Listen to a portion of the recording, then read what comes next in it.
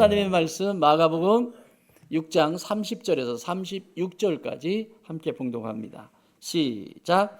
사도들이 예수께 모여 자기들이 행한 것과 가르친 것을 낱낱이 고하니 이르시되 너희는 따로 한적한 곳에 가서 잠깐 쉬어라 하시니 이는 보고 가는 사람이 많아 음식 먹을 겨를도 없습니다.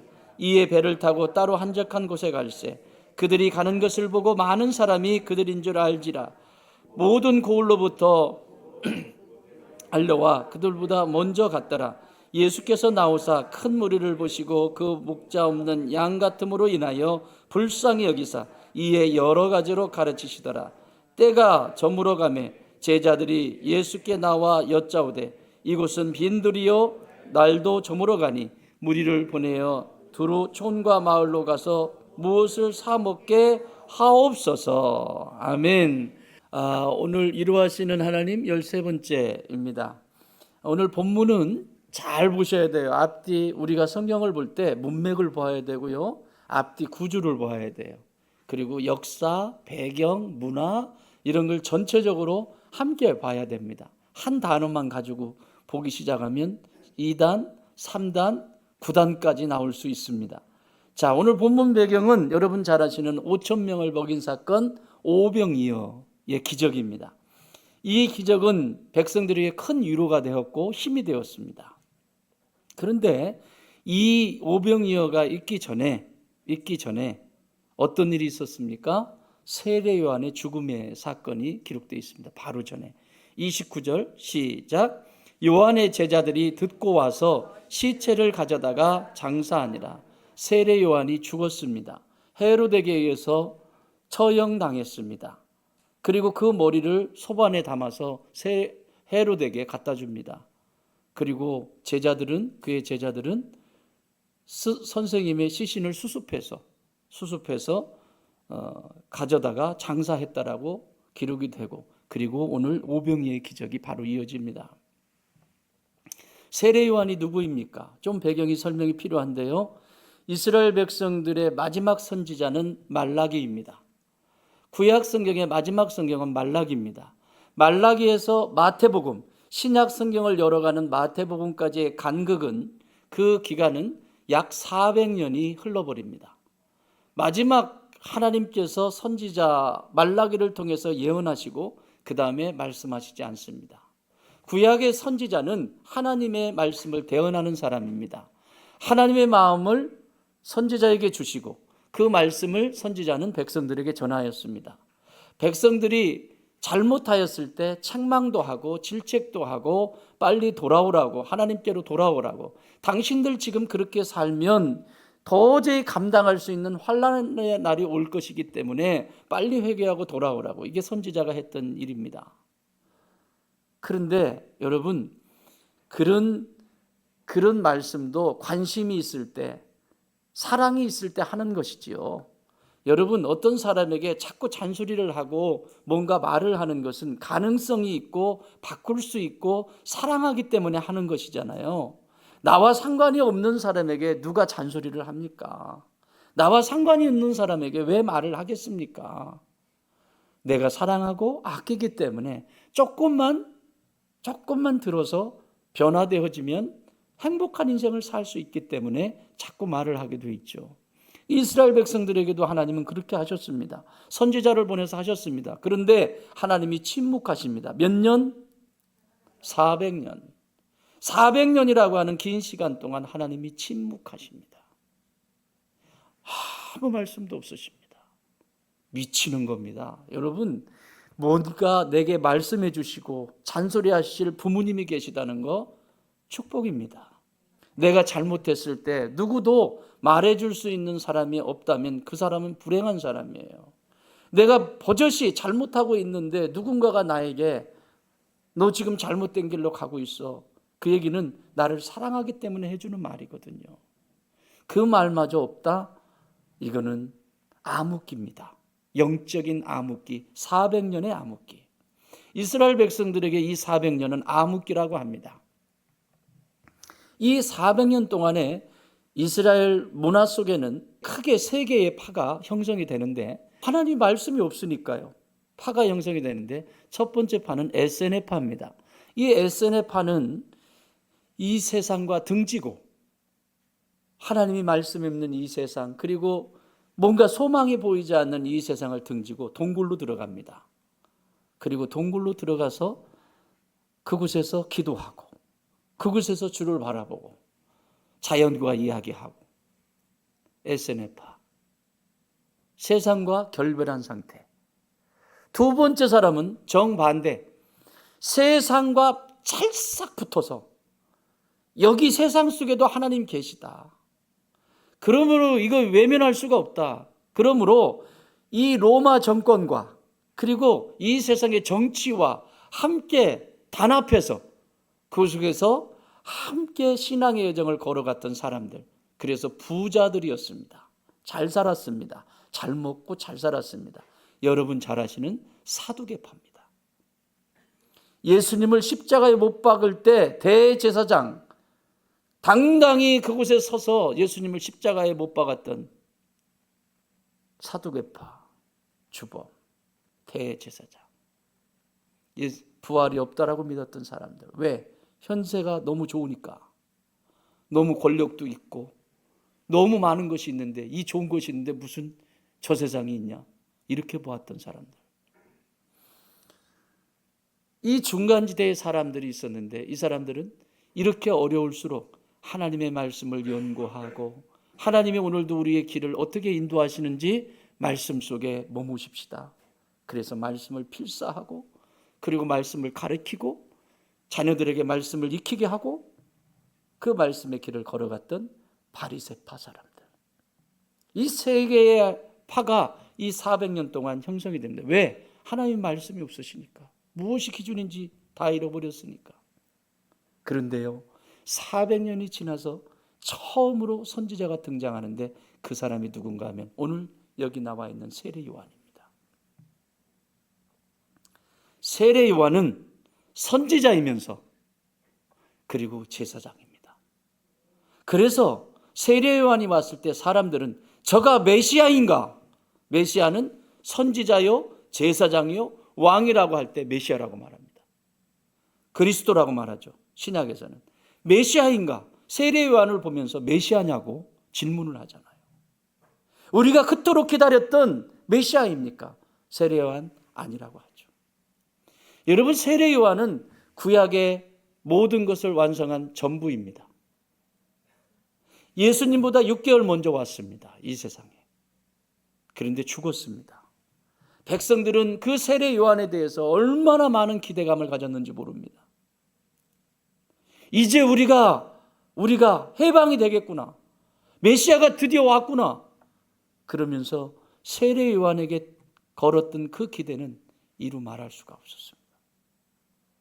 그런데 문제가 생깁니다. 기대했던 세례 요한이 죽습니다. 이게 오늘 말씀이 우리에게 주시는 도전입니다. 사랑하는 여러분, 우리 믿음으로 우리는 이 세상을 살아갈 때 믿음으로 살아가죠. 믿음으로 살면서도 마음속에 많은 기대들을 품고 살아갑니다. 이 당시에 세례 요한에게 걸었던 그 기대처럼 바르게 살면 조금은 덜 아플 것 같고, 교회 속에서 충성을 더하면 하나님이 빨리 길을 여실 것 같고, 또 열심히 섬기면 적어도 내 마음은 무너지지 않을 것처럼 생각을 합니다. 그러나 실제 신앙의 길은 우리가 기대한 모양대로만 흘러가지 않습니다. 이것이 문제입니다. 기대, expectation, 기대라고 하는 이 기대가 무엇일까? 저에게도 여러분에게도 매우 중요한 주제입니다.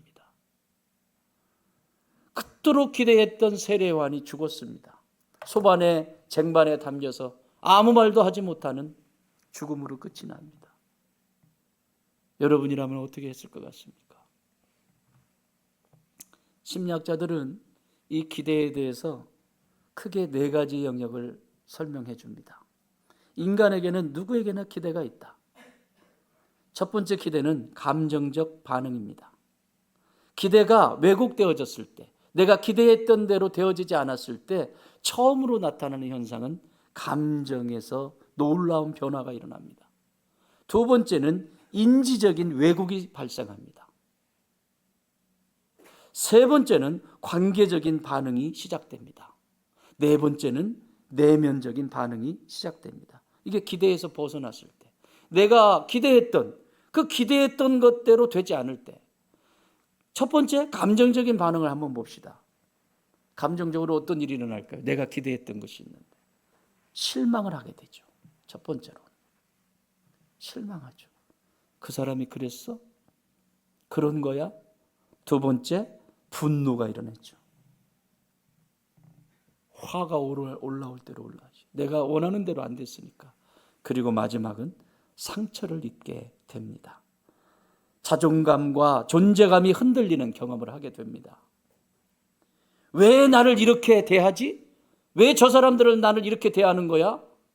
그리고 나는 이 정도는 받을 자격이 있다고. 왜 나를 함부로 해? 이건 내가 기대했던 그 기대가 돌아오지 않았다라고 하는 상처로부터 시작이 됩니다. 두 번째, 인지적인 왜곡입니다. 이 생각하는 것이 왜곡이 돼버려요. 단순한 사건이 아니라 어떤 사건 하나는 해석하는 방식이 바뀌어버려요. 여러분, 그래서 이 머릿속에서 어떻게 해석하느냐에 따라서 실제와 다른 얘기를 합니다. 내가 그만큼 기대했다는 거죠. 근데 기대한 만큼 돌아오지 않았다는 거죠. 그 사람은 원래 그런 사람이야. 낙인을 찍어버리죠. 일반화. 다 그런 것처럼. 그 사람 삶이 그것만 있나요? 아닌데도 그 사람은 원래 그런 사람이야 라고 낙인을 찍어버리죠. 내 남편은 그런 사람이야, 내 아내는 그런 사람이야, 낙인 찍어버리죠. 그리고 나를 무시하는 거야? 나를 무시해? 확대 해석하죠. 누가 무시를 해요? 그런데 기대한 만큼 돌아오지 않은 기대에 대한 실망감이죠. 확대 해석을 합니다. 또 나는 항상 이런 대우를 받아. 내가 뭘 해도 나는 이런 대접만 받아. 과거에 대한 연결. 이미 지난 것까지 가져와서 나는 그래서 불행해. 그래서 나는 행복하지 않아. 이전에 지나갔던 과거의 아픔들을 그대로 가져오죠. 인지적인 왜곡입니다. 기대에서 일어난 일입니다. 세 번째, 관계적인 반응입니다. 관계적으로는 어떤 일이 일어났냐? 관계를 끊거나 거리를 두죠. 관여하지 않아요. 회피죠, 회피. 교회 속에서도 회피하는 거죠. 계속 안 합니다. 두 번째는 상대를 공격하거나 통제하려고 하죠. 공격해요. 여러분, 둘 중에 하나입니다. 내가 힘이 없으면 회피해버려요. 안 하면 되지. 이게 뭐냐면 기대했던 것에서 내가 기대한 만큼 이루어지지 않았을 때 일어나는 현상이에요. 안 하면 되지. 힘이 없을 때는. 힘이 있어요? 그러면 공격해요. 네가 나한테 왜 이렇게 해? 그러면서 공격을 하죠. 퍼붓죠. 건강한 관계에서 더 멀어지게 하는 방식을 선택하죠. 그리고 마지막, 내면적인 속에서의 반응은 자기 방어와 그리고 마음이 굳어져 버립니다. 이제는 완전히 마음을 닫아버립니다. 이걸 에베소 4장에서 뭐라고 말씀하는가 하면, 너희 마음이 굳어짐으로 말미암아 하나님의 생명에서 떠나 있도다. 뭐가 굳어짐으로 말미암아? 마음이 굳어짐으로 말미암아. 이건 영혼이 굳어졌다는 얘기예요. 내 마음이 굳어지면 하나님의 생명에서 떠나게 되어 있어요. 이것이 기대에서 오게 된 결과물이라고요. 내가 그만큼 기대했던 것이 이루어지지 않았을 때. 그래서 마음이 굳어지죠. 사람은 상처를 반복해서 경험하기 시작하면 스스로 보호하기 위하여 방어를 합니다. 이것을 심리적 방어 기제라고 말을 합니다. 이 메커니즘이 움직이죠. 디펜스 메커니즘. 계속해서 막아서는 거죠. 싫어. 듣기 싫다고. 계속 이렇게 되는 거죠. 기대가 무너질 때 고통은 단순한 실망이 아니라 나는 사랑받고 있는가라고 하는 질문을 하게 됩니다. 나는 과연 이 사람에게 사랑받고 있는가? 존중받고 있는가? 인정받고 있는가? 어제도요, 우리 아이들을 보니까요, 다양해요. 애들이요, 어떤 애들은 진짜 막 좋아가지고 막 그리고 친구하고 뭐 탈 때에도 같이 막 이렇게 하고 하는데, 어떤 애들은 싫어요. 안 해요. 그리고 조금 알아주면 막 좋아가지고 막 인정받고 싶고 사랑받고 싶고 존중받고 싶은 이 아이들이 가정에서 부모에게 이렇게 받질 못했다는 거예요. 부모는 자녀에게 기대가 있고 자녀는 부모를 바라보는 기대감이 있습니다. 그게 지금 엉킨 거죠. 이런 현상이 계속 일어나는 거예요. 사랑하는 여러분, 문제는 이 기대가 문제가 아니라 문제는 이 기대를 가지고 있지만 말하지 않은 기대 때문에 문제가 생깁니다. 따라합시다. 기대가 문제가 아니라 말하지 않은 기대가 문제다. unspoken, 말하지 않은 거. unspoken, 말하지 않은 것 때문에 그게 문제가 되는 거예요. 내가 기대하는 게 있잖아요. 상대 부부로 살아가요. 부부에게도 내가 기대하는 게 있잖아요. 여보, 나는 당신이 이런 말을 해줄 때 나는 행복해. 나는 당신이 이렇게 표현해 줄 때 나는 얼마나 신이 나는지 몰라. 말했어요, 안 했어요? 그걸 말 왜 해야 되는데? 다 알아서 하는 거 아니야? 내가 당신 사랑하는 거 몰라? 그냥 알아서 들어. 그래서 상처를 입습니다. 말하지 않은, 표현하지 않은 기대 때문에 내가 기대하는 것과 상대가 아는 것은 모르잖아요. 말하지 않고 표현하지 않은 것을 상대가 어떻게 압니까? 난 당신이 이렇게 말할 때 나는 상처를 입어요. 난 당신이 이렇게 얘기할 때 내 안에 이렇게 돼요. 말하지 않죠. 표현되지 않은 기대. 상대는 모릅니다. 상대가 모르는 것을 기대하고 있으니 문제가 생길 수밖에요. 내가 당연하다고 여기는 그 기대. 당연히 그것도 못 알아들어? 나하고 20년, 30년을 살았는데, 나하고 몇 년을 살았는데 그걸 몰라? 모릅니다. 특히 남자는 더 모릅니다.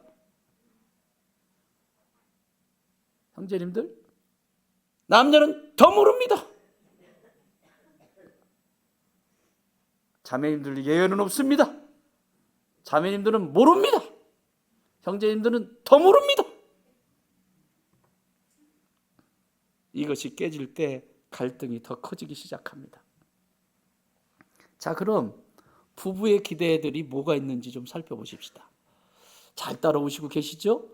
잘 따라오셔야 돼요. 오늘 이 세례 요한의 죽음은 단순한 문제가 아닙니다.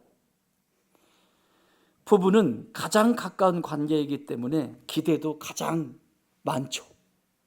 기대도 깊고 다양하죠. 분야도 다양해요. 그죠?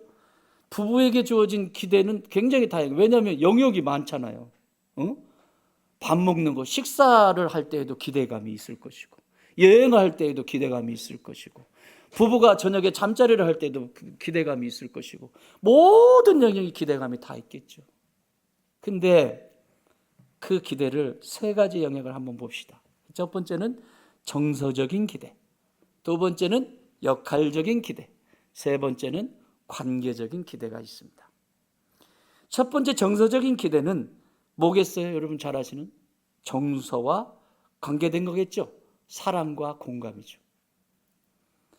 정서적인 기대는 나는 내 남편으로부터 사랑을 받고 있다라고 하는 확신이 있을 때 자매님들은 채워지게 되어 있습니다.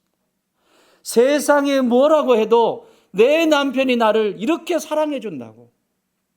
그러니까 딴짓 안 하죠. 내가 남편에게 사랑받고 있다라고 하는 확신을 갖는데 다른 짓 하겠어요? 남편이 5, 6을 거느리고 살겠어요?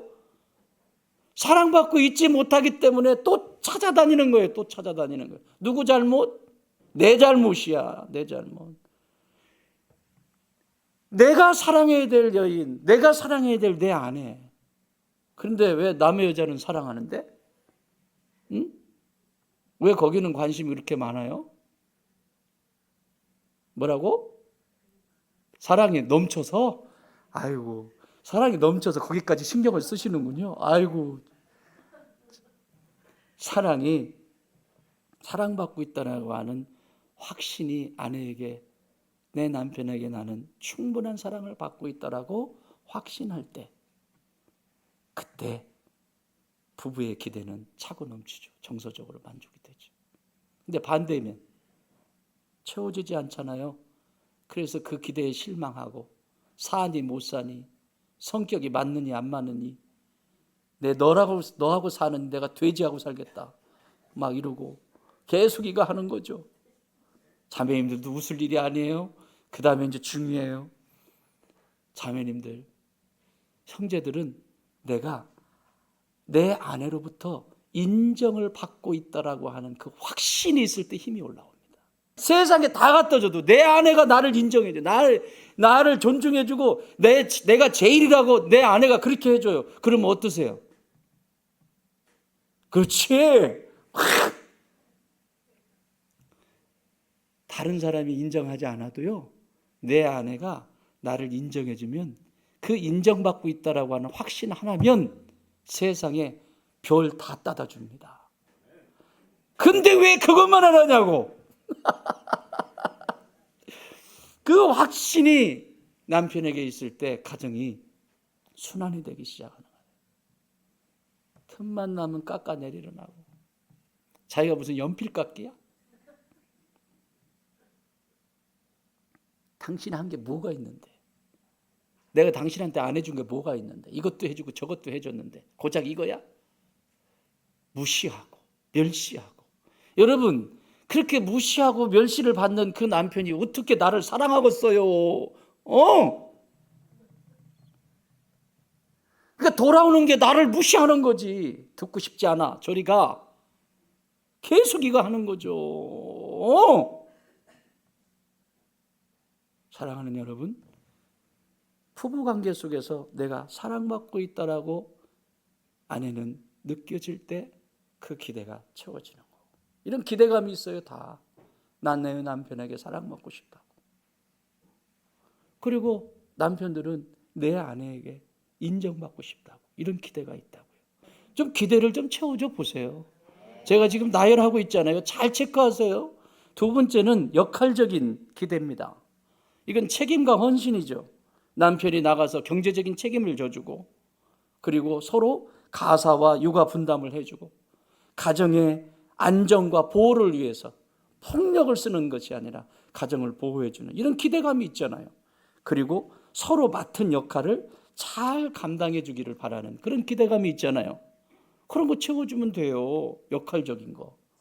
이 애들을 생각하면서 별의별 욕 다 얻어먹고 나가서 그렇게 해가지고 가족들 먹여 살리는데, 집에 어깨가 축 처져가지고 집을 문 열고 들어왔는데 집은 정리도 안 되고, 막 첫 마디가 나오는 말이, 왜 이렇게 늦었어? 내가 밥 지금 다 해놨는데 이렇게 늦으면 늦게 온다고 얘기를 하든지 막 하면서, 지금 방금 전에 심한 일이 있었는데 알고 싶지도 않고 내 중심에 있고, 그런 문제가 생기죠. 세 번째는 관계적인 겁니다. 부부관계. 부부의 기대는 관계적인 기대가 있어요. 신실했으면 좋겠고, 성실했으면 좋겠고, 배우자가 다른 사람보다 내 자신, 나를 우선에 두었으면 좋겠어요. 해야 될 말이 있고 하지 말아야 될 말이 있고, 남편 기죽는 말을 아무 데서나 하고, 아내한테도 남편이 함부로 하고, 그리고 이런 기대를 하죠. 내 배우자는 외도나 배신이 없기를. 부부가 살아가면서 자연스러운 기대감 아닙니까? 그리고 세 번째는 관계의 독점성과 신뢰가 중요하다는 거죠. 그러니까 관계는 내 삶 속에 그냥 가까이에 있기를 원하는 게 부부에 가지고 있는 기대예요. 한번 따라해 볼까요? 건강한 기대가 쌓이면. 자, 부부 관계 얘기하는 거예요. 지금 이것이 나머지 관계도 비슷한데, 특히 부부 관계는 건강한 기대가 쌓이면 사랑이 되지만 무너지면 서로에게 상처가 된다. 근데 왜 기대가 무너진다고 그랬어요? 가장 첫 번째 키가 뭐예요? unspoken, 말하지 않은 거, 배우자에게 표현하지 않은 거. 내가 이것이 필요하다라고, 나는 이렇게 해줄 때 당신이 나를 존중해 주는 것 같다라고 말을 한 적이 없어요. 맨날 싸움박질만 하려고 그러고 인상만 쓰고 막 얼굴 이러고 있지 말하질 않아요. 말하지 않은 건 알 수가 없어요. 이 문제의 원인은 말하지 않은 데서 오는 거예요. 그 자신에게 있는 기대감을 해줄 수 있는 게 있고 해줄 수 없는 게 있을 거 아닙니까? 그러면 상대가 들어보고 배우자가 듣고 여보 그건 내가 불가능한 일이잖아. 당신도 알잖아. 여보 내가 만약에 덜렁대는 남편이에요. 막 어디 가서 덜렁대는 남편이에요. 그런데 어떤 기대를 가지고 있어? 당신은 덜렁대지 않고 늘 그 자리에 앉아 있었으면 좋겠어요. 이런 기대 가지면 돼요 안 돼요? 그 사람은 타고나기를 막 움직이고 뛰어다니고 이래야 하는데 그 사람한테 그거 하지 말라고 하면 그것만큼 고통스러운 건 없잖아요.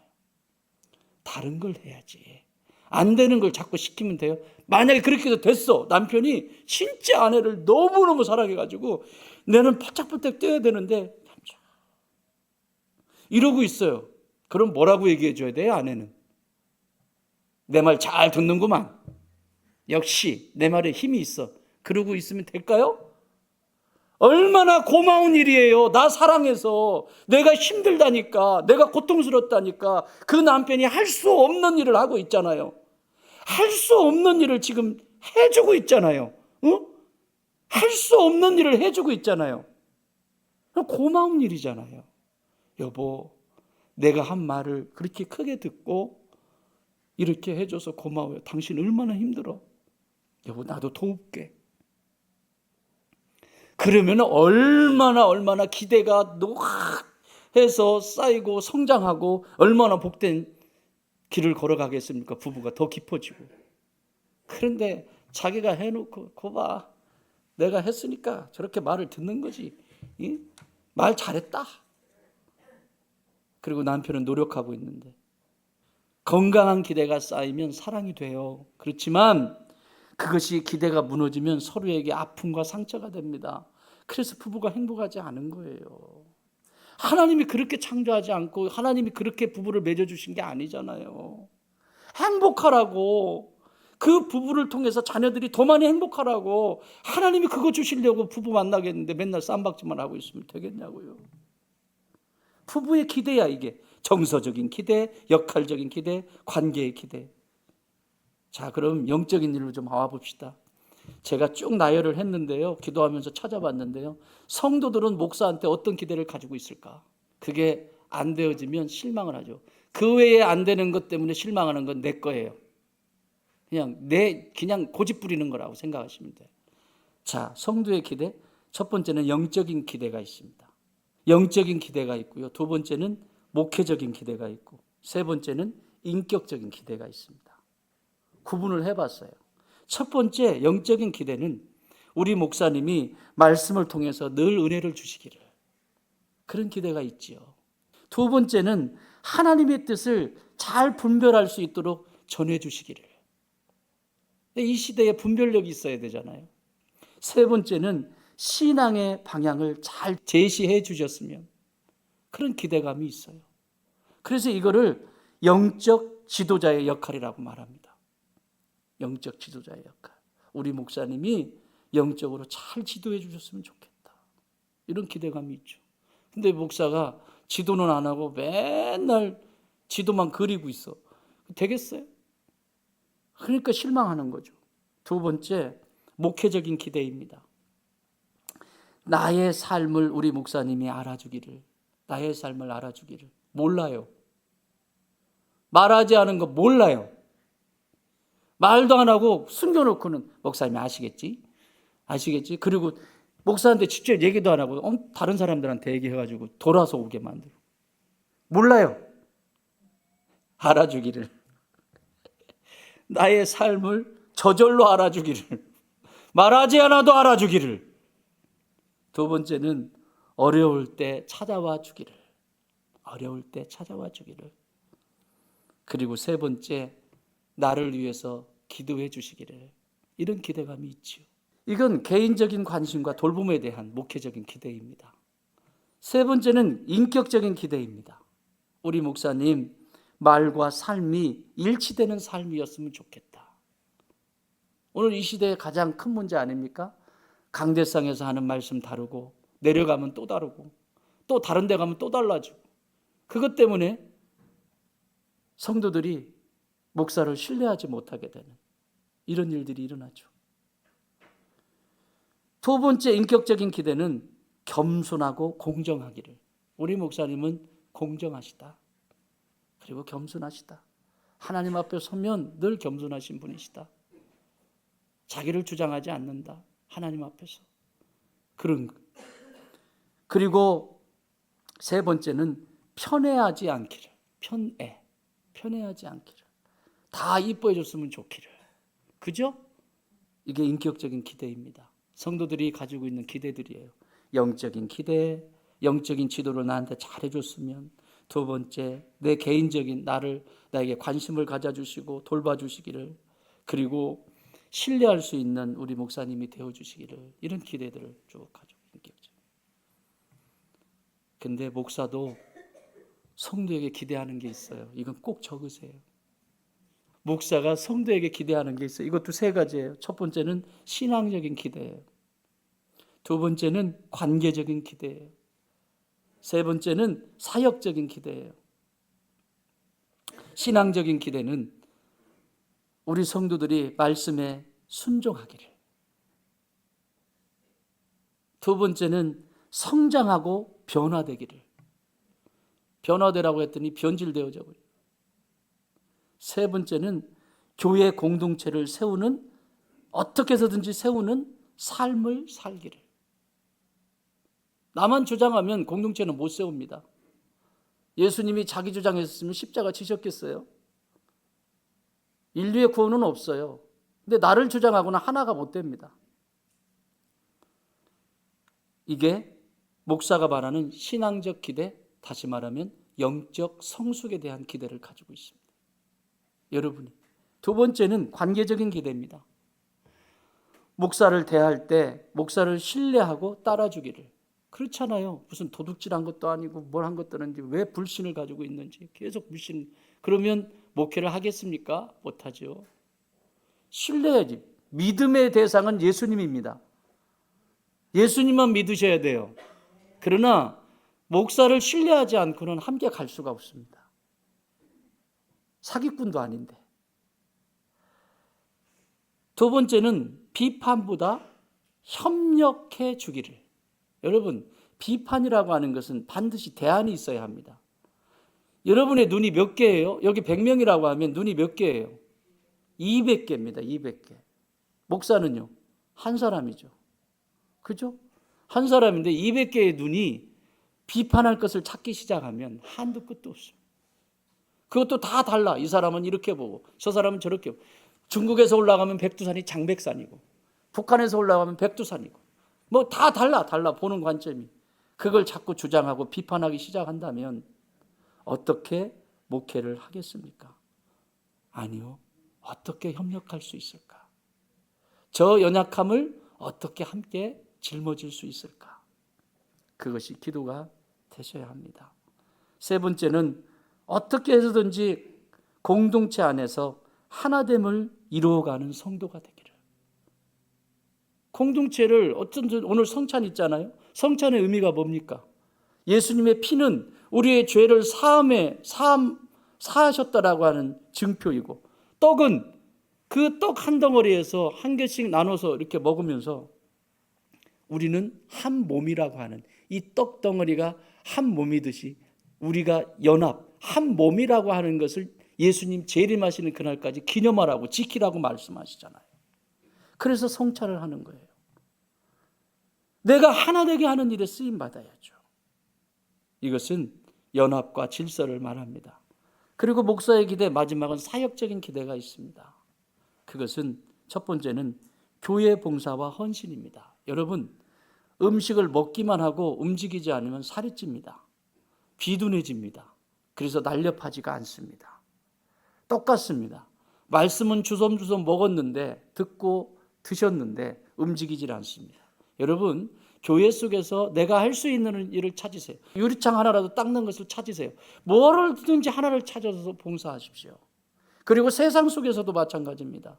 무엇인가라도 하나 찾아가지고 봉사하십시오. 그래야 여러분이 건강해집니다. 만일 그거 없이 그냥 시간만 지난다면 곧 뭔가 문제가 생길 겁니다. 혈관에 문제가 생기든지 내장에 문제가 생기든지 어딘가 문제가 생기기 시작할 겁니다. 영적인 것도 똑같습니다. 사역적인 기대 두 번째는 전도와 섬김입니다. 여러분, 먹었으면 생명을 살리는 일에 초점을 맞추셔야 됩니다. 어떻게 해서든지 생명 살리는 일에 삶을 들이셔야 합니다. 생명을 품지 않으면 다른 짓 해요. 다른 짓 해요. 성도의 정체성을 잃어버리게 됩니다. 전도하고 섬기는 건 당연한 거예요. 세상을 섬기는 건. 그 교회가 해야 될 일이거든요. 세 번째는 교회의 비전을 함께 이루어 가기를. 교회의 비전, 우리에게 비전이 있잖아요. 함께 일구고 함께 거두는 교회. 우리에게 이 세상을 살리는 터로서, 그리고 가정을 가꾸는 터로서, 그리고 생명을 살리는 터로서 그 비전을 가지고 계속 가잖아요. 지금도.